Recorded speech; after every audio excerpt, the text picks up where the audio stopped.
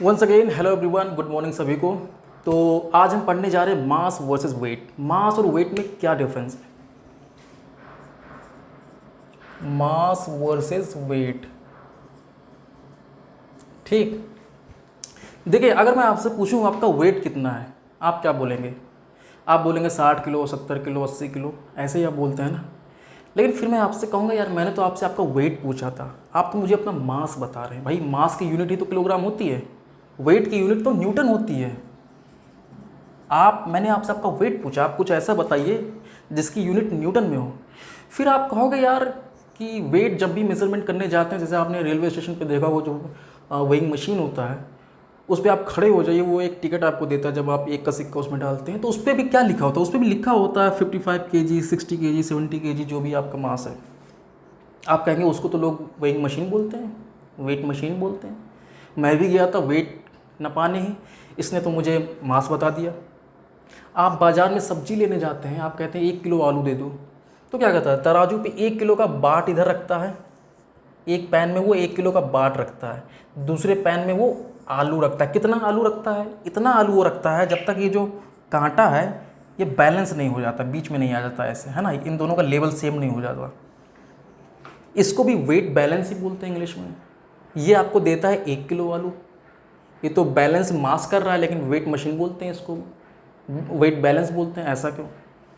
देखिए ये आपको क्वांटिटी ही देता है। आप 1 किलो आलू लेने गए, आपको 1 किलो आलू मिलेगा। 1 किलो चीनी लेने गए, 1 किलो चीनी मिलेगा। ठीक है, जो रेलवे स्टेशन पे वेइंग मशीन होता है वो आपको 55 kg आपका मास ही बताता है, वेट नहीं बताता है। लेकिन वेइंग मशीन, वेट मशीन इसलिए बोलते हैं इन सबको क्योंकि इनके जो काम करने का तरीका है, जो प्रिंसिपल है, वो वेट बैलेंस करने पे ही आधारित है। ये तराजू वेट बैलेंस करता है यहाँ पर अल्टीमेटली आपको, लेकिन मिल जाता है एक इक्वल क्वांटिटी का, 1 किलोग्राम क्वांटिटी का आलू। कैसे मिल जाता है? देखिए ये वेट बैलेंस करता है। कैसे बैलेंस करता है? देखिए ये जो बाट है ना 1 किलो का, इसको अर्थ अपनी तरफ खींचेगी mg के इक्वल फोर्स लगा के। ये जितना आलू यहाँ पे रखा है इसको भी अर्थ अपने सेंटर की तरफ खींचेगी, m1 m2 m2g के बराबर फोर्स लगा के। ठीक है, अच्छा ये देखिए m1 क्या है? इस बटकरे का मास है। m2 क्या है? इस पूरे आलू का मास है। अब देखिए वेट बैलेंस अगर कर लिया, अगर हमने ऐसा देख लिया कि ये जो इसका ये है, ये कांटा इसका ऐसे बराबर है, ठीक है, ऐसे ऐसे है बिल्कुल, तो क्या होगा? ये देखिए ये लेवल अगर इसका सेम है तो इसका मतलब क्या हुआ? इस पे भी सेम फोर्स लग रहा है, इस पे भी सेम फोर्स लग रहा है। इसका मतलब m1g इक्वल हुआ m2g के। अब देखिए g तो इसके लिए भी सेम होगा, अर्थ तो इसके लिए भी सेम है, जी इसके इस आलू के लिए भी सेम होगा, जी अर्थ ए बी अर्थ इसके लिए भी सेम है। तो अगर जी जी सेम हो गया तो ये कैंसिल होगा, तो क्या आपको मिला? m1 equal to m2। मतलब कि यहाँ पे जितना मास है और यहाँ पे जितना मास है ये दोनों इक्वल है। तो अगर ये बाट 1 किलो का है तो यहाँ पे जितना आलू रखा है वो भी 1 किलो का ही होगा। 2 किलो आलू चाहिए तो यहाँ 2 किलो का बाट रख दीजिए, फिर इसको बैलेंस करिए। तो ये बैलेंस क्या कर रहा है? बैलेंस वेट बैलेंस कर रहा है, लेकिन अल्टीमेटली आपको क्या मिल जा रहा है? इक्वल अमाउंट का क्वांटिटी मिल जा रही है आपको। ठीक है, तो इसे वेट मशीन बोलते हैं, लेकिन ये आपको दे क्या रहा है? क्वांटिटी मास में। ठीक है, तो ये होगा मास एंड वेट। ठीक है, और दूसरी चीज़, अच्छा अब आप सोचेंगे यार कि यार मास तो इतना सिंपल है, क्वांटिटी ऑफ मैटर, लेकिन यार वेट को इतना कॉम्प्लेक्स क्यों बना रखा है कि फोर्स ड्यू टू ग्रेविटी, अर्थ कितना फोर्स लगा रही है किसी बॉडी पे, मुझ हम पे। तो देखो आपको ये जानना पड़ेगा ना, आप अपना वेट महसूस कैसे करते हैं। देखिए अब आप कहेंगे कि अभी तो आपने बताया कि अगर ये आप खड़े हैं, आप पे अर्थ mg फोर्स लगा रही है तो ये आपका वेट हो गया। हाँ, वैल्यू जरूर इसके इक्वल है, आपका mass into acceleration due to gravity, लेकिन आप महसूस कैसे करते हैं अपना वेट रियल टाइम में? वो देखिए कैसे होता है। दरअसल जैसे कि आप फ्लोर पे खड़े हैं, जैसे कि आप फ्लोर पे खड़े हैं तो क्या हो रहा है? देखिए अर्थ आप पे mg फोर्स लगा रही है, mg फोर्स लगा रही है, mg की ताकत से अर्थ आपको खींच रही है। अब जब मेरा पैर इस ज़मीन पे है, आपके पैर इस ज़मीन पे है, अगर मुझे कोई नीचे की तरफ खींच रहा है तो अल्टीमेटली मेरी बॉडी से क्या हो जाएगा? मेरी बॉडी से इस फ्लोर पे भी तो एक फोर्स लगेगा सेम इक्वल अमाउंट का, mg। तब आपने पढ़ा होगा न्यूटन का थर्ड लॉ फोर्स में, एक्शन रिएक्शन। हर एक एक्शन फोर्स का रिएक्शन फोर्स होता है ना। तो अगर मैं इस पर एक फोर्स लगाऊंगा तो ये क्या करेगा? फ्लोर मुझ पे भी एक रिएक्शन में एक फोर्स लगाएगा जो कि इक्वल होगा mg के। इस रिएक्शन फोर्स को ही इस रिएक्शन फोर्स की वजह से ही आपको अपना वेट महसूस होता है। अगर आपके नीचे, जैसे मैं फर्श पे खड़ा हूँ, मुझे कुछ महसूस हो रहा है ना, मैं कुछ वेट है मेरे अंदर, अगर अचानक से ये स्लिप हो जाए, अचानक से गायब हो जाए फ्लोर, तो क्या होगा?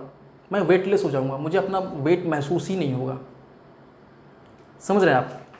तो इस नॉर्मल फोर्स, इस रिएक्शन फोर्स की वजह से अपना वेट महसूस करते हैं। तो देखिए, ये नॉर्मल रिएक्शन फोर्स किस पे डिपेंड हो गई? ये डिपेंड हो गई कि मैं कितना फोर्स इस पे लगा रहा हूँ, ठीक है। और मैं कितना फोर्स इस पे कैसे लगाऊंगा? मेरी बॉडी को अर्थ कितने फोर्स से खींच रही है। तो इसीलिए आपका वेट इक्वल हो जाता है कि force due to earth on your body, ठीक है। अच्छा, तीसरी चीज़ ये कि मास आपका फिक्स होता है पूरे यूनिवर्स में, कांस्टेंट होता है। क्यों भाई? Quantity of matter. अब मेरी बॉडी है, मेरी बॉडी में जितना भी मास है वो तो फिक्स ही है ना। मैं कहीं चला जाऊँ, मैं दूसरे शहर में चला जाऊँ, मैं दूसरे प्लेनेट पे चला जाऊँ, मंगल पे चला जाऊँ, क्वांटिटी ऑफ मैटर तो क्वांटिटी ऑफ स्टेप तो सेम ही है। ये तो चेंज कैसे होगा? या तो आप मेरा घटाना है तो कोई पार्ट मेरा बॉडी से काट के निकाल दो। अब वो अलग बात है कि मैं 1 महीने में खा पी के 2 किलो बढ़ा लूँ अपना वजन, वो अलग बात है।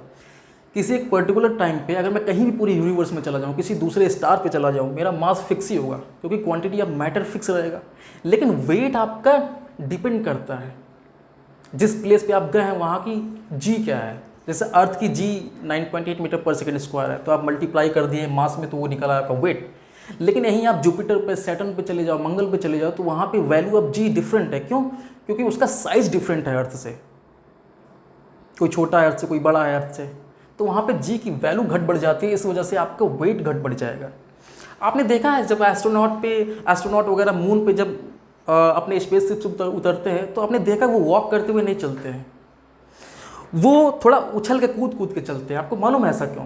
क्योंकि वहाँ पे जी की, मून पे जो जी की वैल्यू है वो अर्थ के जी का 1/6 है, g/6 है। अगर अर्थ पे ये है g मतलब 9.8 मीटर पर सेकेंड स्क्वायर, तो मून पे जो उसकी एक्सेलरेशन ड्यू टू ग्रेविटी है वो 9.8/6 है। ये नियर अबाउट आता है 1.625 मीटर पर सेकेंड स्क्वायर। तो वहाँ पे ग्रिप नहीं बनता है अच्छे से वॉक करने के लिए, इसीलिए वो उछल के चलते हैं।